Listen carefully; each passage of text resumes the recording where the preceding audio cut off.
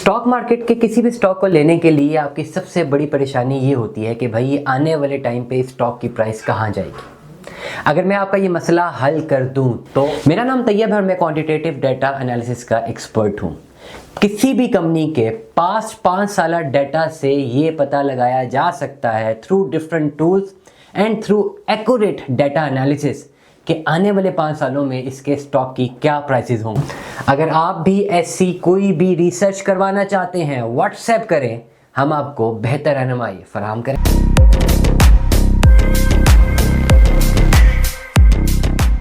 अस्सलाम वालेकुम दोस्तों, आर्टिफिशियल बबल क्या होता है?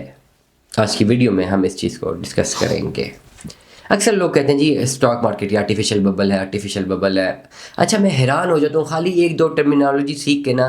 जो लोग अपने आप को इकोनॉमी समझते हैं भाई अपने साथ बहुत बड़ी जाती करते हैं। देखें, मेरा एक्सपीरियंस है क्लास में एमफिल किए हुए मुझे 5 साल हो गए, बल्कि 6 साल हो गए।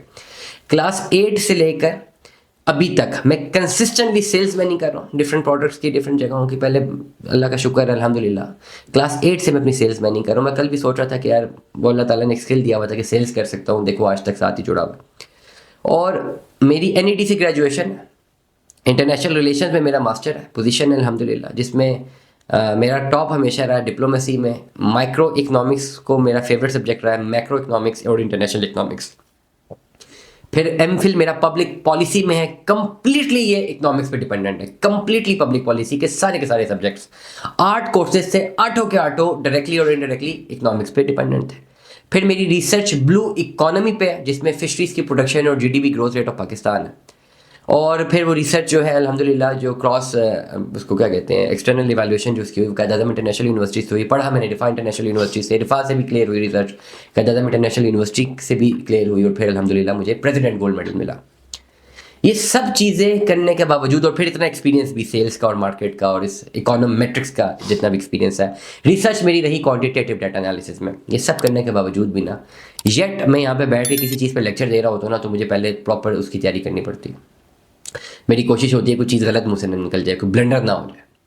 और मैं हैरान हूँ जिनका ये बैकग्राउंड ही नहीं है, वो बना रहे होते हैं जी आर्टिफिशियल बबल है, जी आर्टिफिशियल बबल है, आर्टिफिशियल बबल है। भाई आर्टिफिशियल बबल होता क्या है पहले ये तो समझ लेना कि आर्टिफिशियल बबल होता क्या है। सिर्फ सीख लिया कहीं से भी, सोशल मीडिया से सीख लिया और बन गए फिलोसोफर। भाई ये भी बहुत बड़ा क्राइम है। अक्सर मेरे ब्लॉग में भी गलतियाँ होती हैं, कुछ चीज़ें गलत हो जाती हैं, नेक्स्ट डे मुझे रात को एनालाइज हो जाए कि हाँ ये गलत हो गया, मैं अल्लाह से माफ़ी मांगता हूँ, मैं एडमिट करता हूँ कि हाँ ये गलत हुआ।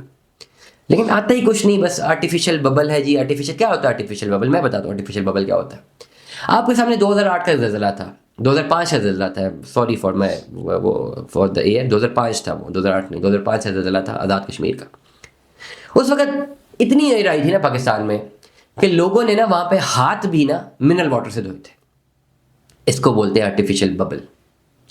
खुदा ना खास्ता कोई ऐसा मिसहैप हो जाए, ठीक है, और कोई नेचुरल डिज़ास्टर आ जाए, कोई मुश्किल खड़ी हो जाए और आपको फॉरेन इन्वेस्टमेंट्स आना शुरू हो जाए, फॉरेन एड आना शुरू हो जाए जो कि एक्चुअल इकोनॉमी का हिस्सा नहीं होती।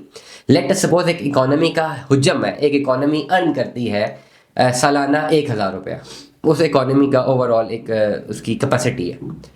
हुआ कुछ यूँ कि एक जगह पे नेचुरल डिज़ास्टर आया, जिस जगह पे नेचुरल डिज़ास्टर आया उसका जो पूरा का पूरा एक उसका जो हिस्सा था इस इकोनॉमी में, लेट अस सपोज चले 100 रुपया था, तो वो इकोनॉमी जो 1000 रुपया बना रही थी वो एक जगह डैमेज होगी, तो अब 900 रुपये इकोनॉमी ने बनाना, उसका ग्रोथ रेट या इकोनॉमी का रेट या पूरी इकोनॉमी जो है GDP उसका नीचे आ गया, ठीक है।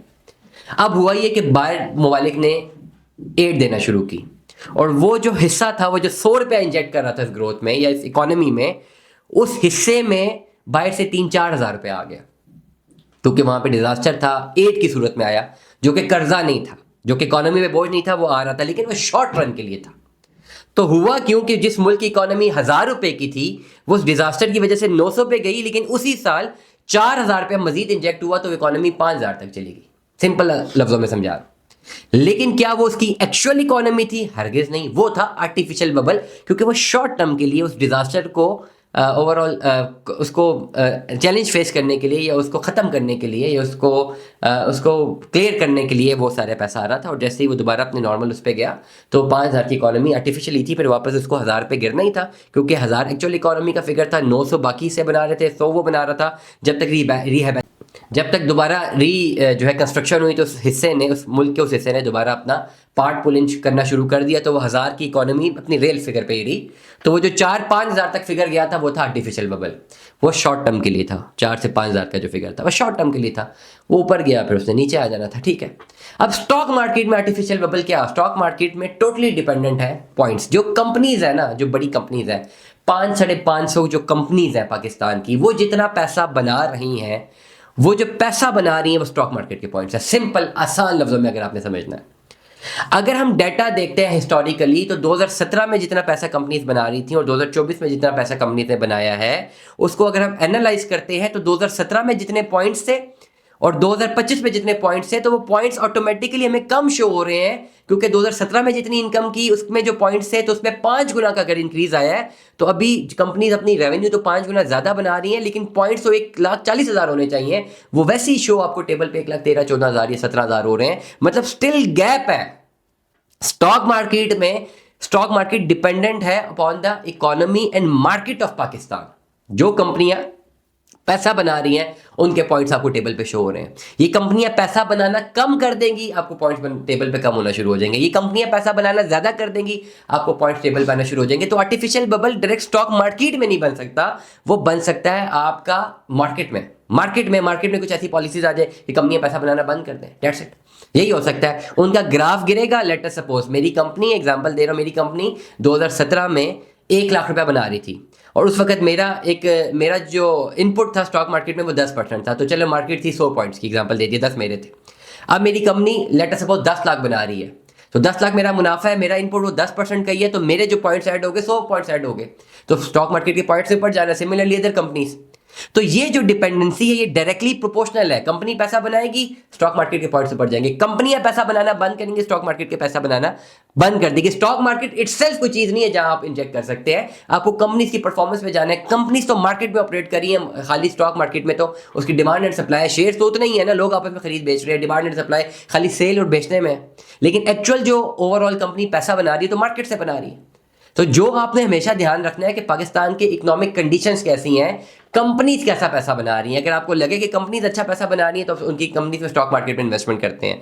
अगर आपको लगे कि कंपनीज अच्छा पैसा नहीं बना रही तो डेफिनेटली आप स्टॉक मार्केट में इन्वेस्टमेंट नहीं करते। स्टॉक मार्केट के पॉइंट्स ऊपर जाएं या नीचे जाएं, आपको फर्क नहीं पड़ता। आपको तब फर्क पड़ता है जब आप जिस कंपनी में आपने इन्वेस्टमेंट की हुई है उसके शेयर्स ऊपर जाएं नीचे जाएं। बहुत सारी ऐसी कंपनीज हैं वो तब उनके शेयर्स ऊपर जाते हैं जब स्टॉक मार्केट नीचे जाती है, और बहुत सारी ऐसी भी कंपनीज है कि तब उनके शेयर्स ऊपर जाते हैं जब स्टॉक मार्केट ऊपर जाती है। ये डायरेक्टली प्रोपोर्शनल है भी और इनवर्सली प्रोपोर्शनल भी है। इसके लिए आपको कंप्लीट स्टडी करना पड़ता है उस पर्टिकुलर शेयर को जिसमें आप इन्वेस्टमेंट कर रहे हैं।